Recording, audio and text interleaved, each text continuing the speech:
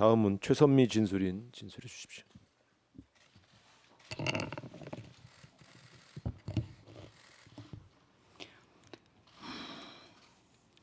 우리 가영이는 패션 디자이너의 꿈을 이루고자 방학 때마다 12시간씩 알바를 하며 유학 자금을 모아 10월 31일에 유학원과의 면접을 앞두고 있었습니다. 알바비를 받는 날에는 시골 할아버지 용돈부터 챙기던 아이였습니다. 그날도 알바를 하고 난생 처음 자신에게 선물하듯 저녁 시간에 이태원에 갔습니다. 매일매일 자신의 삶을 너무나도 열심히 성실하게 살아내던 아이였습니다. 여기 계신 분들 중에 누가 우리 아이보다 열심히 살고 있다고 이야기할 수 있습니까? 놀러 가서 죽었다고요? 왜 우리 청년들은 놀면 안 됩니까? 놀러 오라면서요. 축제라면서요. 홍보하셨잖아요. 어찌 어른들이란 사람들이 이렇게 아이들에게 모든 걸 덮어 씌우십니까? 저는 참사 이후 정부의 무능한 행정 조치에 아연실색하였습니다. 참사 당일 정부는 유가족 찾기 하지 않았습니다. 언론에 사망자 명단만 속보로 내보냈다면 유가족들의 연락처 또한 저절로 알게 되었을 것을 명단을 감추고 전혀 내보내지 않아 유가족들로서 자기의 아이가 주검이 된 사실조차도 모른 채 12시간이 지난 후에 알게 되는 어처구니 없는 일을 당하게 됩니다. 그러면서 유가족 연락처가 확보가 어려워 뒤늦게 연락을 하게 되었다고 변명을 합니다.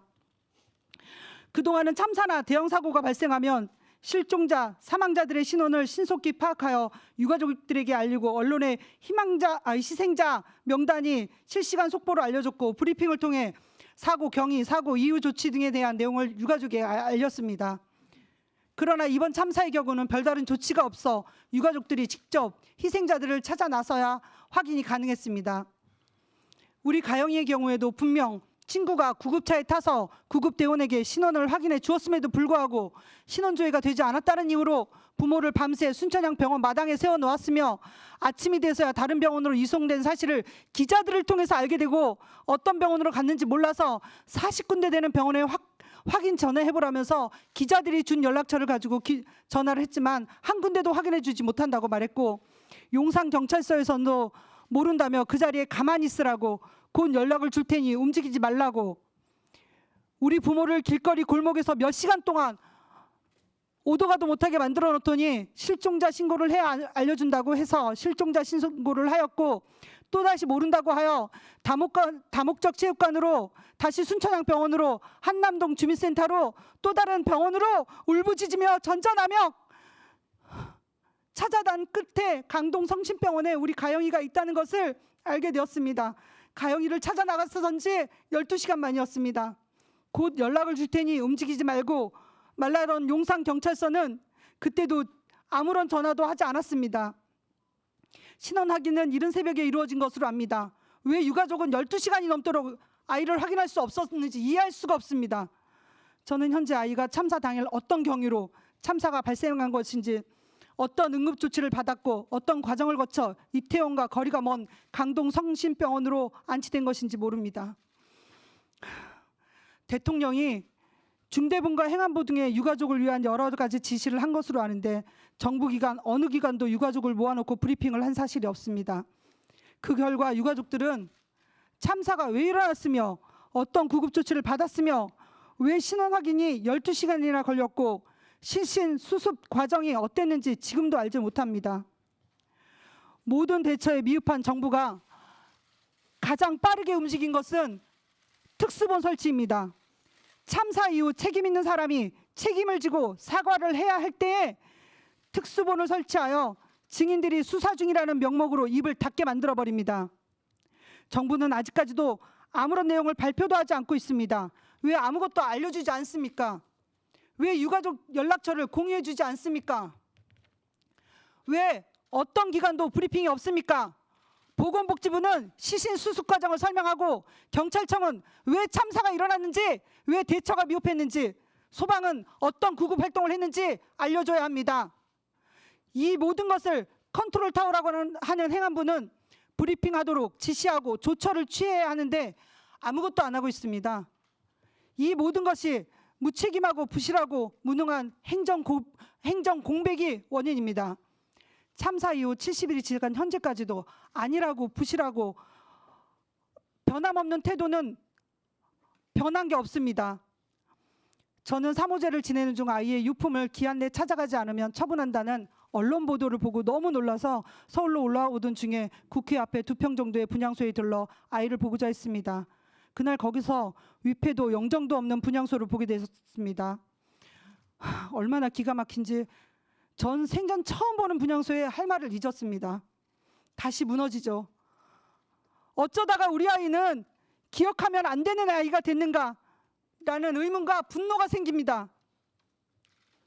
한편 급하게 유품을 가지러 오게 되어 17살 아들이 혼자 있는 것이 내심 마음에 걸려 걱정이 돼서 트라우마 센터에 전화를 걸어 당장 상담 요청을 했더니 사고가 난 지 얼마 지나지 않았기 때문에 당장의 상담은 힘들다며 2주 후에 상담을 시작하자고 합니다.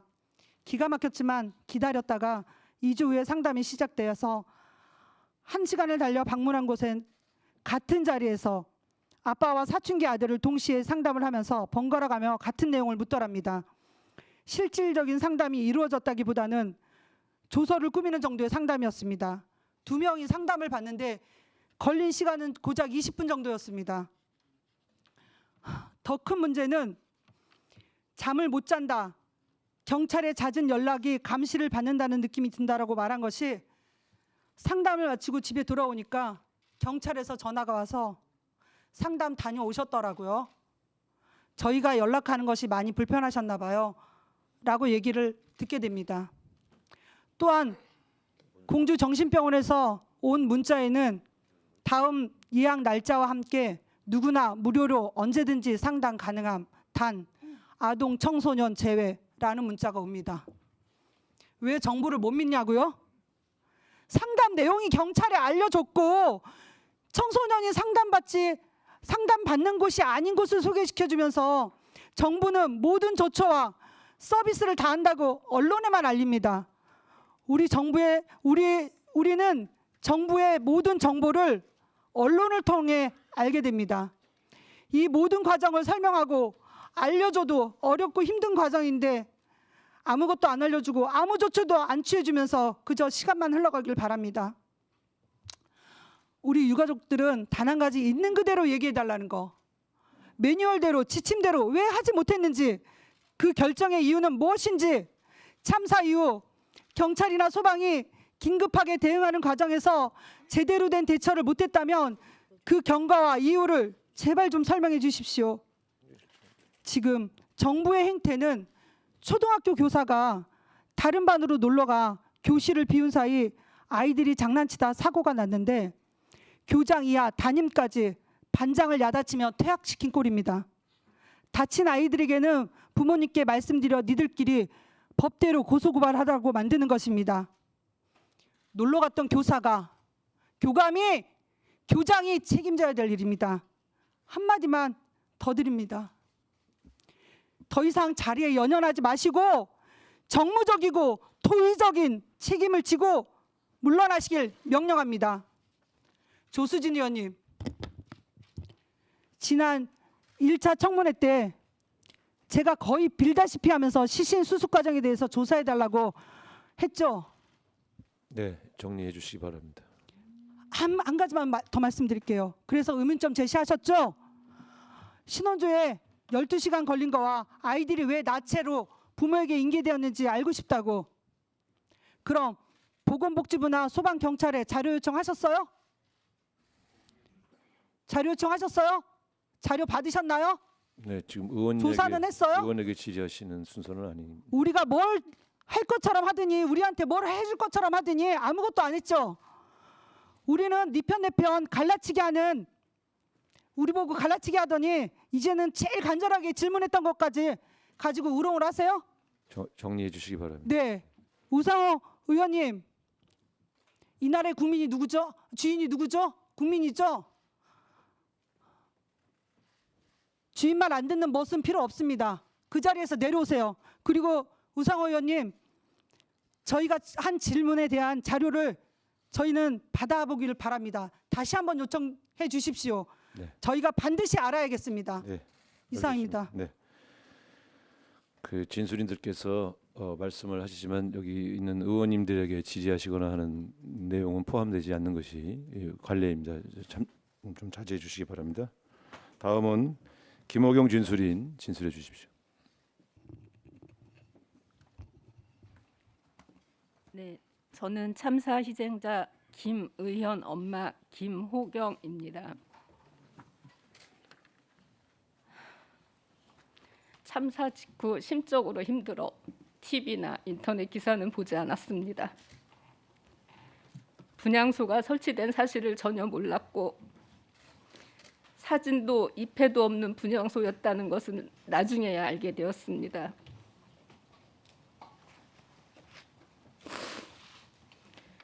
거주하는 지역에서는 분향소 운영 마지막 첫날에 합동 분향소에 영정 사진을 올리고 싶은 유가족이 있다면 얘기해달라는 통보식의 문자를 받았지만 분향소 관련 자세한 안내는 받지 못했습니다.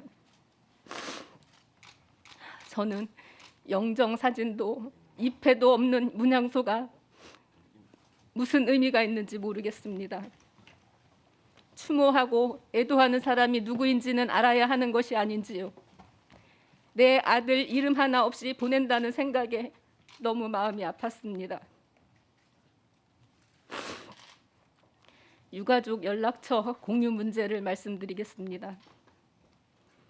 다른 사람들은 서로 연락해서 만나고 있는데 나만 연락이 안 되는 건 아닌지 불안한 마음이 들었습니다.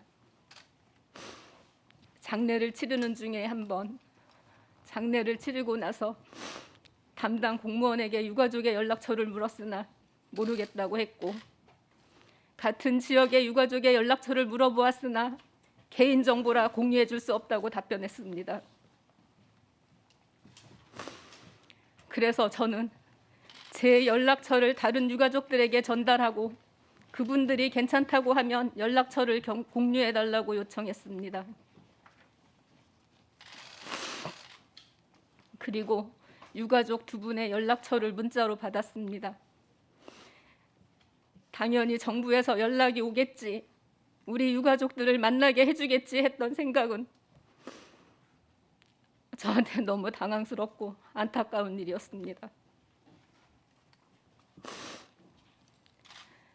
친구들에게는 멋진 친구였고 직장에선 성실한 직원이었던, 눈웃음이 특별히 예뻤던 아들은 집안의 기둥이었고 저에게는 남편이자 친구였습니다.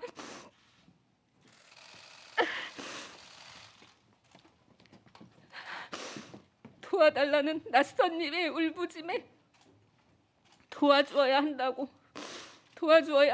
손을 내밀었다가 이태원의 차가운 도로에 쓰러졌습니다.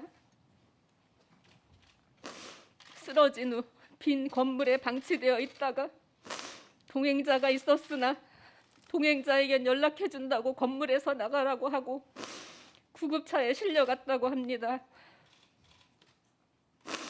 그 후 아들의 행방을 찾을 때까지는 14시간이 걸렸습니다.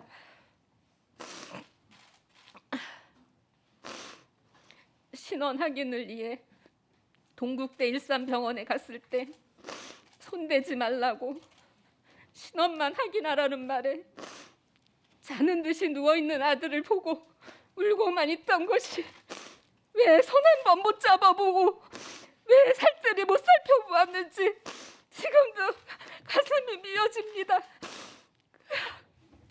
그렇게 보냈습니다.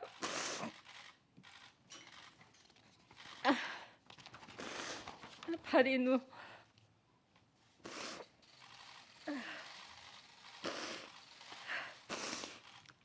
봉암당에 안치 후 참석한 아들 친구들에게 이야기했습니다. 왜 그곳에 갔는지를 기억하지 말고 왜 돌아오지를 못했는지 기억하고 밝혀야 한다고 말했습니다.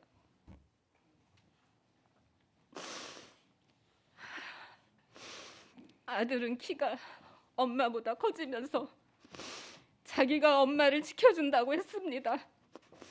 지금 그곳에서 지켜주지 못해 미안해하고 있을 것 같아서 미안해하지 말라고 엄마에게 미안해하지 말라고 이야기해주고 싶습니다.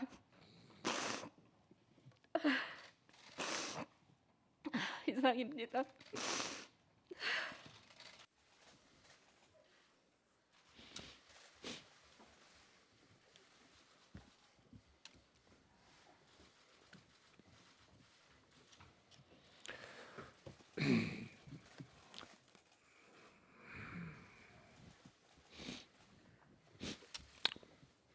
수고하셨습니다.